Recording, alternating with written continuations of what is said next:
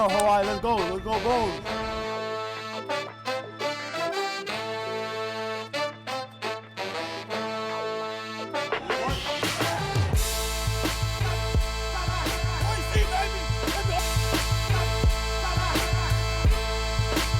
Let's start things off by your biggest takeaway. When you look at this victory for this Rainbow Warrior program to start 2025, what's your big takeaway? Well, I think, Rob, UH has a chance to be good. And when I say good, whether that's competing for a Mountain West Conference championship, going to a bowl game, those are relative terms. Offensively, they have a scheme.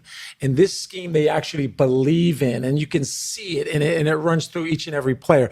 And then defensively, they play fast. The great thing about Dennis Thurman, the defensive coordinator, he keeps it likable and learnable. And then when you look at special teams, they have a kicker and they have a punter. And those are legit players to hopefully make these special teams special. So I do think that this was a tremendous opening win. And when you talk about opening wins in college football, it's not like high school. It's not like professional football. There's no scrimmages. There's no preseason games. It's turn on the lights and let's see. Yeah, and the light provided by the Hawaiian sun. It was blazing hot out there. And you talk about blazing hot. Quarterback Micah Alejado was spectacular. And there's a lot of people around the program that felt that number 12 was special. You saw at the ending of last year in how he led Hawaii to a victory over New Mexico in his only start of his career.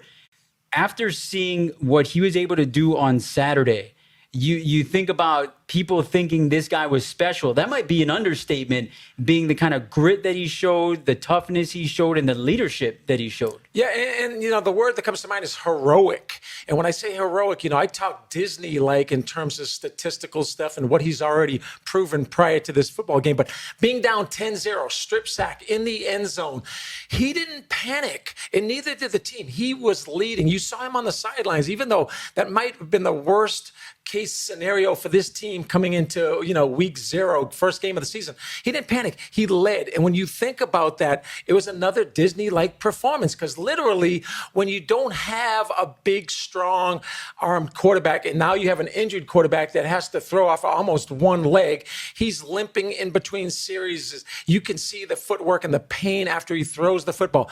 That third quarter and fourth quarter was as heroic as I've seen in terms of a guy that refused to lose.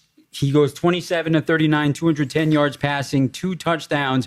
His weapons, Pofele Ashlock, had 9 catches, 69 yards, and a touchdown. Jackson Harris, 6 catches, 59 yards, and a touchdown. The former Stanford Cardinal able to come up big in his first game as a Rainbow Warrior. Landon Sims, 4 catches for 32 yards, a big one in that fourth quarter to help set the tone for the game-winning kick. But when you look big picture as far as programs evolve, players evolve, coaches evolve, and you heard Timmy Chang talk about it, that maybe in a game like this, where a lot of the scenarios are the same last season or the year before, Hawaii probably doesn't walk away with a victory. What did this performance tell you about where this program is right now regarding Rainbow Warriors in 2025? Yeah, and he referred to it as the old us. This is the new version. This is a maturation process of Timmy that you saw when Micah's helmet came off. He could have put a backup quarterback with 0 reps into the football game in a critical situation, but he called timeout because he wanted his quarterback to be there in that critical juncture of the football game. When you looked at that middle screen on the game-winning drive in the fourth quarter to Landon Sims, what a brilliant call. And whether that was checked to at the line of scrimmage by Micah when he saw the Tampa 2 look, he knew there was going to be a hole in the middle of that defense. And that set up Kansei. That set up the walk-off. Timmy Chang's maturation, I think there's never a perfect game as a head coach, as a play caller. But I think what he has going in terms of himself, the defensive coordinator, Dennis Thurman, the cultural coach, who I call Chris Brown, and then you look at Thomas Sheffield in terms of scouring the earth for these specialists and rebuilding that special teams. This was a really good performance for the state of Hawaii, for Timmy Chang and this football program.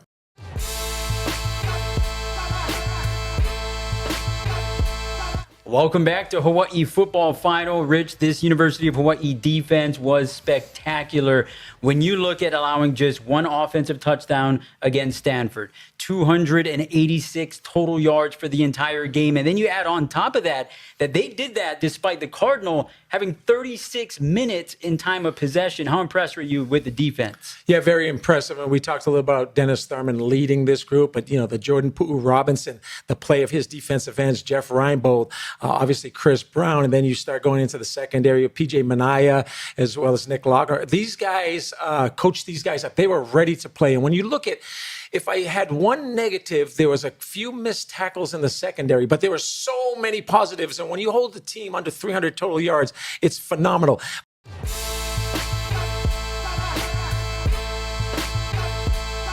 Welcome back to Hawaii football final. All right, the Rainbow Warriors are 1-0, but the celebration must be quick because it is off to the road they go as the Rainbow Warriors will take on Arizona, another nationally televised game this Saturday. So my question to you, biggest storyline for UH football heading into this second game of the season? Ice and elevation of Michael Aliato's ankle. Brian Wong and the training staff, they'll be massaging that thing. They'll be caressing it. And that's going to go all the way to the end of the week. But the storyline to me is, how does Hawaii come off a win? Sometimes you learn more from making mistakes in a victory than you do in a bad loss. This was a great tape for all three phases to study. But again, going on the road in a hostile environment, Hawaii, again, travels more than anybody in the country. They have the toughest travel schedule in America each and every year, but it starts in Arizona. It starts in a big stadium against a very athletic football team. If Hawaii plays well, the old us, as Timmy Chang has referred to, is no longer part of this organization. And this is the new you. And for Timmy Chang and this football team, this would be by far the biggest victory if they can get a W. And if they can play well and not get a W, it's still a tremendous direction for the culture of this football team. So they have to go up there and play well and hopefully come back with a W. Kickoff at Arizona between the Bows and Wildcats set for Saturday, 4 p.m. Hawaii time. It will be televised on TNT. That's a little bit of a new network there for the University of Hawaii. As always, stay with KHON2 Sports on air and online for continuing coverage. But that does it for us here this week. For Rich Miano, I'm Rob Demello. The conversation continues with Hawaii Football Final podcast on Spotify and other podcast platforms. So we'll see you there. We'll catch you next week here on Hawaii Football Final. Aloha.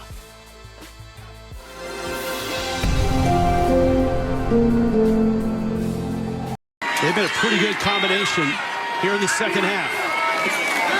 Go Branson. Look. Oh, he throws a pick. It's intercepted.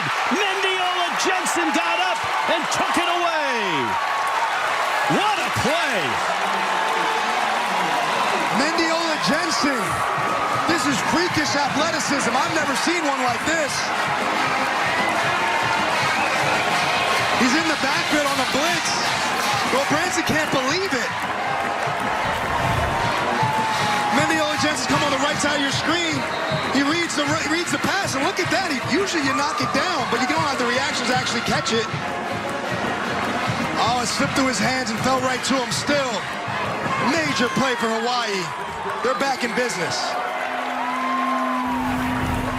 That drive 61 yards before the pick.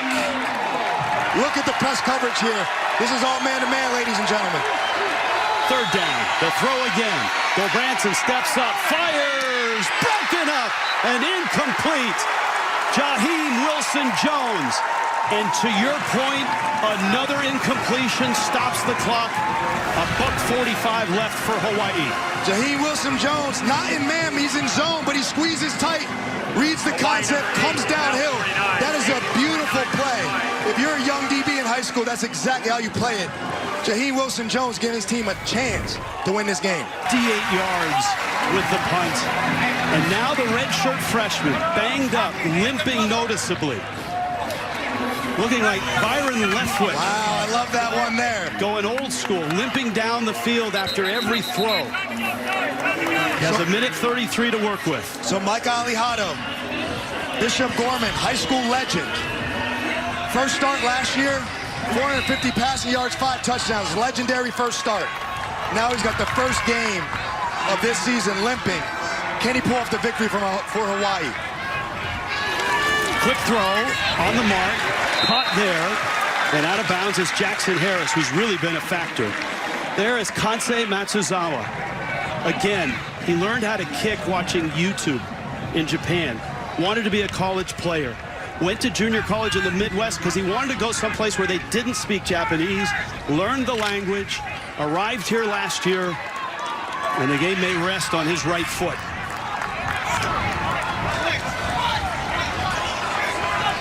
Mike Alejado getting him in the right play.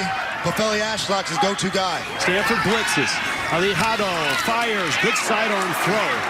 And that's Harris. Short of the first down, I believe. He's right. No, he's got it. They do spot it and give him a little bit of room. And that's a first down. That is a major spot right there. Hawaii is rolling. They're in their tempo offense. They have 2 timeouts. They are going to the win, though, so field goal range is going to be a little bit further for them. 4-man rush. Alejado dumps it. Sims catches it. And Sims at the 43-yard line. That's a gain of about 4. Second down 6. Timmy Chang is holding on to his timeouts. And remember, they lost one for the faking the injury rule. So keep that in mind. Second down. Throw to the sideline. Caught there. That's a first down. That's a nice move by Jackson Harris. The catch, the run, a first down. Alejado's using that timeout. Jackson Harris is in the boundary top of your screen. He's getting one-on-one coverage all day, and that's one they're confident in. He's got to win that for Hawaii if they want to win this game. It's a 30-second timeout. If you've just joined us, Micah Alejado, highly touted redshirt freshman, injured on this play. And it looked gruesome, Rich. We really didn't know. We were holding our breath if he would come back this season. He comes back in the game playing on one foot. Ala Byron Leftwich, who you referenced, and he's in position to lead Hawaii to a major upset over Stanford. It was a foot injury that they taped up as hard as they could, and he's limped everywhere since.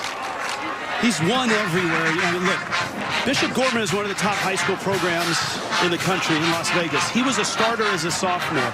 In his career, he threw for 125 touchdowns, 4 interceptions at Bishop Gorman. Last year, his only start was one of the greatest first starts ever by a freshman quarterback in NCAA history. And Rich, you want the cherry on top? He was on the bowling team at Bishop Gorman and bowled a perfect 300 in the game. Now I'm getting jealous. Now you're doing everything too well. I'm going to start hating on you if you can bowl a 300 and never lose a game at quarterback. Target line, 35-yard line. That's 10 yards away. Alejado, little throw and a dangerous one, and it's incomplete. There's a Stanford player down. 2nd and 10. One thing to think about, the wind does swirl here. Hawaii right now is going into the wind, and that adds a few yards if they do try to kick a field goal. Tiff, you're down on the field. What are the winds like? Yeah, at moments it's calm, but for the most part, it is swirling around. I got my papers blowing around as well as my hair. So you guys mentioning possible field goal here, it might be a little bit tricky given the elements right now. Yeah, and look, they would rather be going the other direction. We got here and we wanted to look at the flags on top of the goalpost. Whether the wind blew them away or not, I don't know. They're gone. We have to look over to the Stan Sheriff Center, the basketball arena, where they've got some flags to give us an indication. There's your target line. And Rich, this is a tough position for the defense. I've been here in NFL games. I've been here in college games. You got to kind of defend that target line. You need close coverage. You can't give up 12 yards, but Alejado can throw the ball over your head still. So you need tight coverage to preserve the field goal, prevent the field goal. But Alejado's been a yard off in the second half on that deep ball. Don't be surprised if they go for the flat-out win by touchdown, not via field goal. His longest throw was to Jackson Harris, who made the catch for a touchdown back in the first half. You see the flags up there by the basketball arena. 2nd down and 10. You got Pofele Ashlock right here. This is a too-high defense. Don't be surprised. He runs the middle. A little bit of a stunt up front, and Sims on a screen inside the 30. Blasts his way down to the 22. Clock stops. Marked at the 21. Aliado looking to go deep. It's not there. He takes the check down. Nobody to be found. Sims has been patient all day. Left wide open on the biggest down of the game. This is definitely in Matsuzawa's range. 23 on that one. Alejado firing. End zone. Incomplete. Contact. But I think the ball was uncatchable. Absolutely. And the receiver ran out of bounds. That's why the umpire's hat was down. But if that ball was catchable, that would have been pass interference. Now there's 23 seconds left. Here's a look. You see he steps out before he gets there. That's why it's no PI. Harris got to get his head around. But, Rich, you're alluding to it. Why are we throwing the ball right now? We're in field goal range if you're Hawaii. Why don't you just run the ball and try to get to field and kick the field goal and walk off? Alejado limping back to the huddle. One timeout left. 23 seconds left. Stanford needs to consider starting to use their timeouts if they're going to concede this field goal also. Blitz comes. Sims straight ahead. Holding on to the ball. He's got a yard. Now it's third down. And the clock is melting. Why is Stanford not using their timeouts? Preserve time. 39. They may want to save a timeout to try to ice him. They have three of them. Rich, I'm stunned. Why not use your timeouts and give you more time? If he makes the kick, you got a chance for a kick return. What's going through Kansei Matsuzawa's mind? What did YouTube teach me? Right. You told me he learned off YouTube, Rich. He taught himself. In Japan, because nobody else could teach him how to kick a football. Talked his way to a tryout at a junior college in the Midwest. Kicked there for 2 years, learned English, had a solid year last year, was 12 of 16. And with 3 seconds left, the Japanese kicker will be all over YouTube if he hits this. Unbelievable story, Rich. Learn something off YouTube, and now you got to kick the game winner on national TV on CBS. Caleb Freeman is the holder. 38 yards for the win. And there's Stanford. There's your ice. There's your ice, Rich. Frank Wright got a call as he wheeled a cart into Costco from his former quarterback. And as Tiff said, the first call when Andrew Luck decided to retire was to Frank Wright. And Frank Wright really cares for him. That's the relationship I got talking to those guys. They care for each other. They really want to bring Stanford back to dominance. And this is not a throwaway year. That's what Andrew Luck said. That's why he got Frank Wright for this year. This is important for Stanford this year. And, of course, his first call when he got the GM job was also to Frank Wright. Absolutely. That's a favorite contact in his phone for sure, Rich. Speed dial. Hocking College is the junior college for Matsuzawa. Here we go. A chance to win it. A chance to walk off. Caleb Freeman is the holder. Snap. Kick is up and good! And Hawaii has done it! Unbelievable gritty performance by Mike Alejado, setting up his kicker. Stanford thought they had it in the bag, but the true redshirt freshman quarterback, the golden boy, got Hawaii the win today. Hawaii's first win against a Power 4 team in a long while.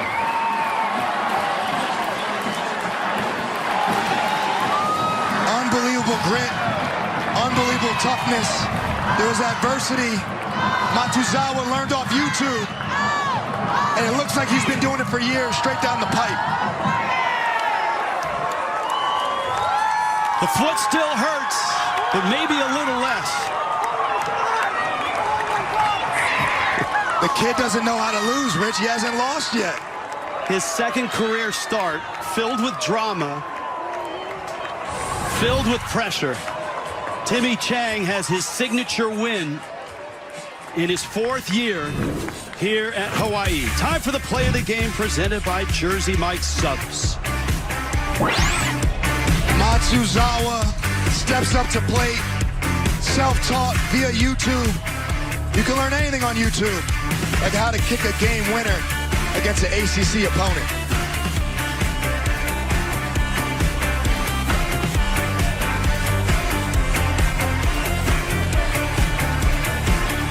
Well, for Hawaii, everybody felt this was going to be a special year, and it certainly starts out that way. Taking down Stanford out of the ACC 23-20. They came close last year against UCLA, had a halftime lead, mistakes, turnovers, and in the end, UCLA escaped with a 3-point win. No escape for Stanford. Hawaii beats them 23-20, the final. For Logan Ryan, Tiffany Blackman, Gene Steratore, our entire CBS crew. I'm Rich Waltz. So long from Honolulu. Hawaii wins at 23-20. You've been watching the Home Depot College Football on CBS.